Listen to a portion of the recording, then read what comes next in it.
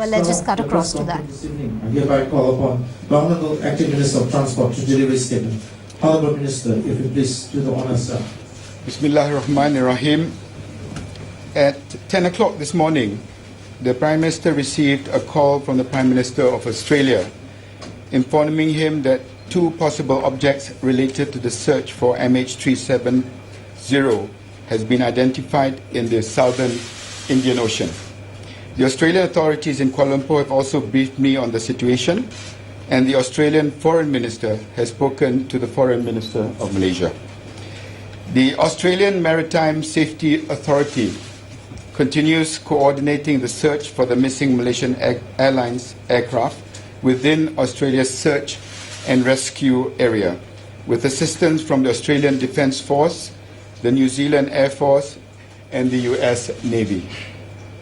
AMSA's Rescue Coordination Centre, RCC, Australia has received satellite imagery of objects possibly related to the search for MH370. RCC Australia received an expert assessment of commercial satellite imagery today. The images were captured by satellite. They may not be related to the aircraft. The assessment of these images was provided by the Australian Geospatial Intelligence Organisation as a possible indication of debris southwest of Perth. As a result of this information, 4 aircraft have been reorientated to an area 2,500 kilometres southwest of Perth. A Royal Australian Air Force P-3 Orion aircraft arrived in the area at about 10:50 a.m.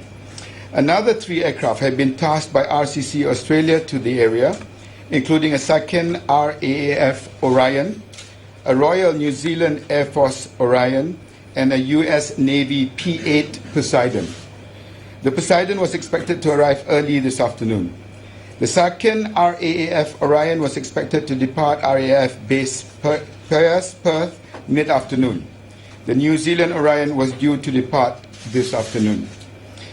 An RAAF C-130 Hercules aircraft has been tasked by RCC Australia to drop data marker buoys to assist in drift modelling. They will provide an ongoing reference point if the task of relocating the objects becomes protracted. A merchant ship that responded to a shipping broadcast issued by RCC Australia on Monday was also expected to arrive in the area this afternoon. The Royal Australian Navy ship HMS Success is en route to the area but some days away. The ship is well equipped to recover any objects located and proven to be from MH370. Every effort is being made to locate the objects seen in the satellite imagery. It must be stressed that these sightings, while credible, are still to be confirmed. The search for MH370 is a multinational effort. I will now give you an update on the assets which have been deployed. During the course of this operation, the Chief of the Defence Force has spoken to his counterparts from countries including Australia, China, India, Indonesia, Japan, Maldives, Nepal, New Zealand, Singapore, Thailand, Vietnam, the UK, and the USA. All were very supportive and all offered their assistance. As the focus of the search has moved from the South China Sea and Straits of Malacca to the northern and southern corridors, our international partners have continued to provide whatever support they can. A number of assets have been deployed at different phases of the search and rescue operation, and currently there are 18 ships, 29 aircraft, and 6 shipborne helicopters deployed along the northern and southern corridors as follows. In the northern corridor, there are 4 aircraft, 2 from Malaysia, 1 from Japan, and 1 from the US. In the southern corridor, there are 25 aircraft, 2 from Malaysia, 5 from Australia, 3 from China, 4 from Indonesia, 2 from India, 4 from Japan, 1 from New Zealand, 2 from South Korea, 1 from the UAE, and 1 from the US of A. All 18 ships are in the southern corridor, 6 from Malaysia, 1 from Australia, 5 from China, and 6 from Indonesia. This deployment includes 6 helicopters, 3 from Malaysia and 3 from China. Until we are certain that we have located MH370, search and rescue operations will continue in both corridors. I can confirm that Malaysia is sending 2 aircraft to Kazakhstan, and the UK is planning to send 1 ship to the southern corridor. In addition to the assets I just listed above, a number of countries in the northern corridor are carrying out search and rescue operations within their own territory. China is using every means possible, including 21 satellites, to search the area within its borders and is ready to send more ships and aircraft wherever they are needed. In Cambodia, 4 helicopters are conducting search operations within Cambodia territory. The Laos Air Force is carrying out search operations within Laos. Singapore are using their International Information Fusion Center, where a Malaysian representative is stationed to notify mariners and help with the search. The Thai military are conducting search operations in the northern part of Thailand with all available aircraft. And Vietnam are conducting search operations within their territory using an unspecified number of aircraft.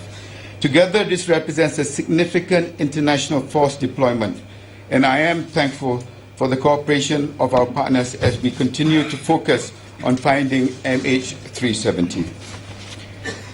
Families. The high-level team I announced yesterday is leaving for Beijing this evening. I would also like to confirm that representatives from the Malaysian government spoke to the families who were present here yesterday. In addition, the Prime Minister's special envoy to China and the Chinese ambassador to Malaysia will lead a briefing today for the Chinese families who are here in Kuala Lumpur. Also in attendance will be the Department of Civil Aviation, the Armed Forces, the Royal Malaysian Police, the Ministry of Foreign Affairs, and MAS. A similar briefing will also be held for the other families. Ladies and gentlemen, for the families around the world, the one piece of information that we want most, that they want most, is the information we just don't have, the location of MH370. Our primary focus has always been to find the aircraft, and with every passing day, our efforts have intensified. Yesterday, I said we wanted to reduce the area of the search. We now have a credible lead. There remains much work to be done to deploy these assets, and this work will continue overnight. Thank you. Thank you, ladies and gentlemen. Now we'll have the Q&A sessions. We'll start with the local media. We'll start from this corner, please. Local media? Okay.